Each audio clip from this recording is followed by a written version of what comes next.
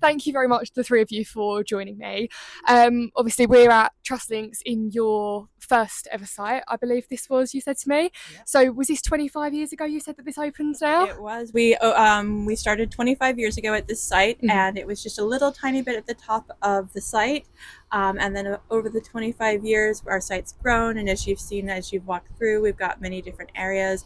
And beyond that, we now have 7 sites. So we've gone from this one site 25 years ago to 7 sites across Southeast Essex now. If you had to describe Trustlinks and what you do as a charity, can you sum it up for me very briefly, and then the role that Trustlinks plays within the community?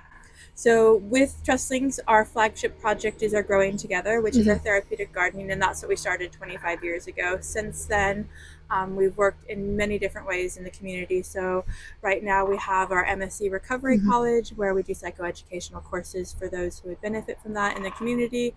We also have our Healthy Mind Hubs and our children and youth programs as well. So we're very much embedded in the community, everywhere from 0 to 101 years old, in different things, whether that's therapeutic gardening, whether it's educational courses, whether that's forest schools for children, or even for students who can't attend mainstream schools.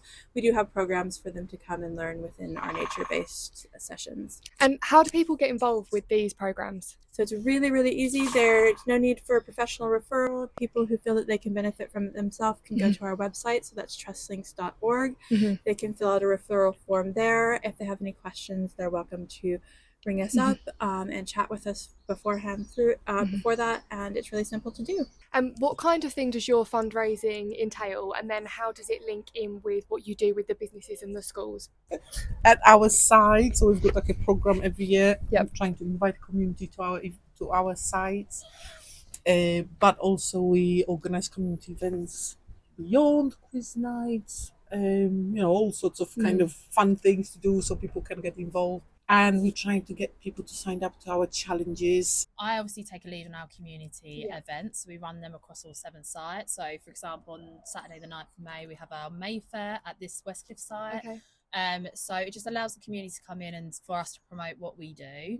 Obviously, at these events, we also fundraise through, holding our own stalls from things that our members have built in the gardens, so woodwork items, plants.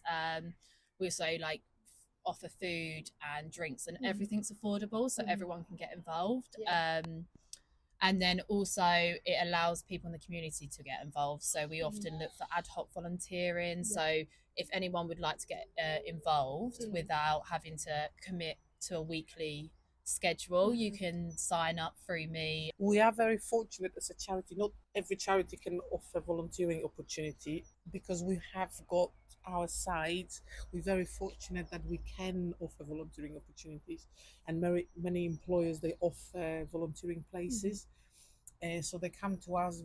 They can obviously do the volunteering on an ad hoc basis. We've got the number of volunteers helping regularly with making the meals for our service users, obviously helping at the events, running the workshops and all sorts of jobs. But obviously we do need that ad hoc volunteering, maintaining the gardens and helping us kind of on this a one-off kind of basis.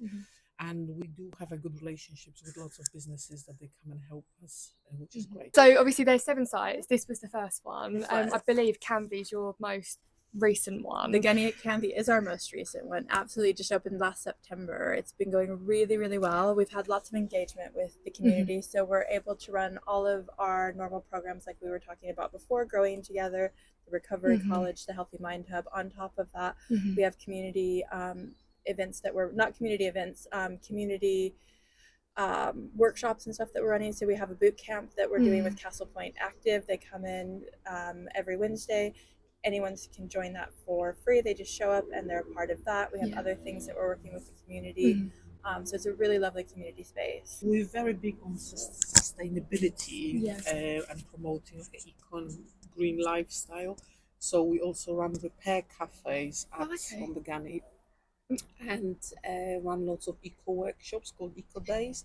So Fiona, our Eco Days champion, she runs lots of free accessible workshops for people to learn about sustainable living, like food preservation, making things, and just enjoying kind of like being sustainable. What's the repair cafe? I'm intrigued by that. Repair cafe are the workshops that allow people to learn how to repair things and not to throw things away. Okay. So they are all sorts of themed, like repair clothes, repair mechanical things, repair your bike, because people are used to nowadays to throw things away. So we're trying to teach people to be more sustainable and reuse things. And is that something that's accessible at all of your sites, or is that just at selective sites? At the moment, only on Canvey Island. Yeah. And I know Elvira was talking about volunteers before, but with the Repair Cafe, we do call out for what we call fixers. Okay. So they're people who already have specific skills. It might be how to repair a bike. It might be that they have electrical skills. It might be mending skills.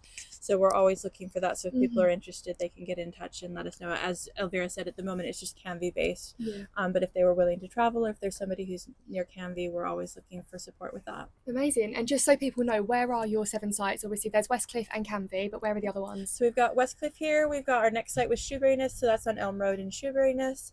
We also have our site in Thundersley, which is just behind the council offices in Thundersley.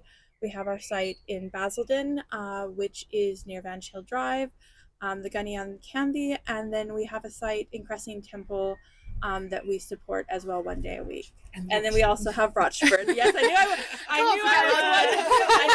short. And then on Rocheway, just off of Rocheway in Rochford, we have another site there as well. Obviously, in these 25 years, there must be some specific standout moments for the charity. Is there anything as a charity as a whole that you look back on and go, in these 25 years, this is something that we're immensely proud of? I think that our CEO, Matt King, has done really well at enabling and empowering all of us as employees for the things that we're passionate to bring to the table. And one of our mental health leads, Tamara, since she's been here, she has started Growing Together Dementia, which it's actually at a site that's not a Trustlinks site. We share a space with Hamlin near Rochford. And she runs Dementia Growing Together, so therapeutic gardening for those with mild dementia. And she's been able to set that up. It's been running now for almost 2 years. And she's had really great progress, and there's been really great feedback from those in the community. The people who care for those people with dementia, it gives them a day of respite. And then there's a lot of research behind getting out in nature can really help those with dementia. So I think that's been something that I've been really proud to see grow, and to see Tamara take that from just an idea with Matt's support all the way through to what it's running now. Something new that I think is going to be a pride of the charity that we're just setting up is the community hub called Rerooted, that is going to be based in Southend. It's not quite open yet. We're hoping it's going to be open very soon. Am I allowed to ask what that is? It's a community hub, so it's going to be loads of things going on that serves community. Okay. So obviously classes, workshops, cafe, it's kind of a bit of a charity shop, counselling sessions, possibly music events, just anything that people want to kind of use the space, that will be allowed to use the space, is going to be accessible, so everybody can easily kind of near the transport links. It's a really great way for people to be signposted to the services, not only that Trustlinks has to offer, but services across Southend. The hope is that we'll be working with other services like STARS or SAVs. They'll have drop-in sessions where people can come in, learn more about those. So just a really one-stop shop for like all the different services in Southend and ways to be supported. And we just know that for our members' benefit, to be able to signpost and to have those contacts already, because there's nothing more frustrating as when you're in crisis to just kind of be fobbed off to another service. So to make sure that we can hand them off in a way that we know they're going to be taken care of and they're going to receive the support that they need if it's a service that maybe we don't offer. And the other thing that we're very proud of is our wellbeing app that's been there's an app now.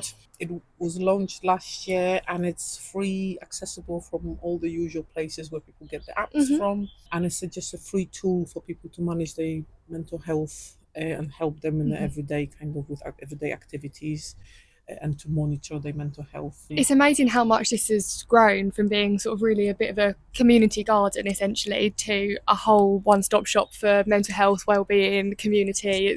I think it's amazing to see how far it's come. Thank you so much for chatting with me. I really appreciate your time.